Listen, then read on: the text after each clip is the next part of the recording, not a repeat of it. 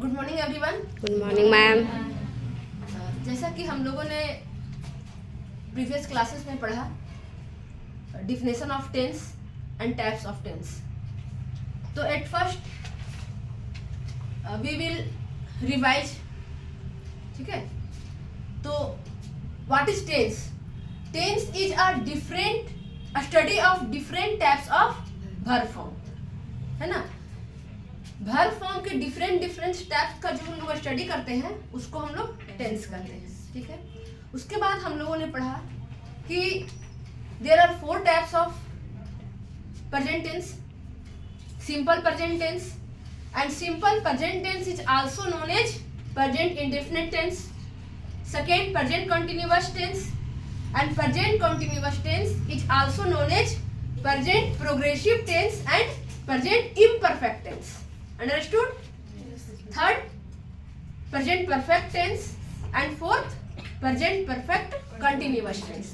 But now we are going to study about simple present tense or present indefinite tense. ठीक है? तो rule of identification, पहचान के नियम। सपोज दैट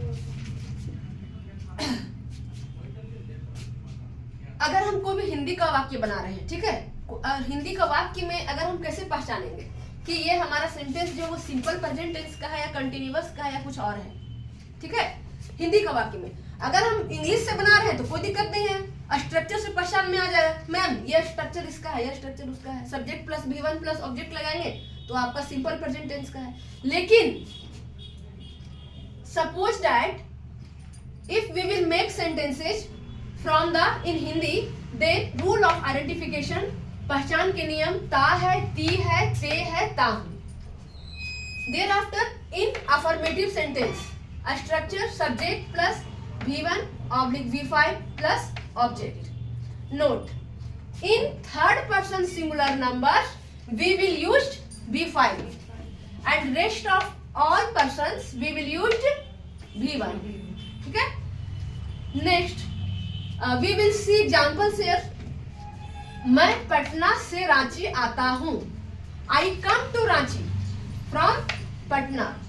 यहाँ पे नोटिस करने वाला बात ये है कि सबसे पहले आपको ये देखना है कि मैं पटना से रांची आता हूँ। ठीक है, तो आपको ये नोटिस करना है कि अगर हम इसको पटना से रांची को अगर हम यहाँ से स्किप भी कर देते हैं, ठीक है, उसके बावजूद भी मैं आता हूँ बन जा रहा है।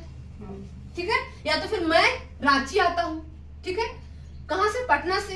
नोटिस कीजिए, देखिए अब हमने क्या किया यहाँ पर कि मैं रांची आता हूँ, कहां से? पटना से।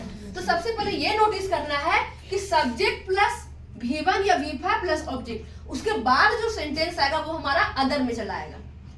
ठीक है, अगर कहीं भी लंबा सेंटेंस दिखे, लॉन्ग सेंटेंस दिखे, बनाने में परेशानी हो रहा है, तो सबसे पहले उसमें क्या करेंगे हम लोग कि अदर को निकालेंगे, उस चीज को निकालेंगे जिसके बिना भी हमारा सेंटेंस जो है वो कंप्लीट हो रहा है। ठीक है, जैसे यहाँ हम देखेंगे कि पटना से को अगर हम यहाँ से स्किप भी कर दे रहे हैं, उसके बावजूद भी मैं रांची आता हूँ हमारा कंप्लीट हो जा रहा है। कहाँ से? पटना से।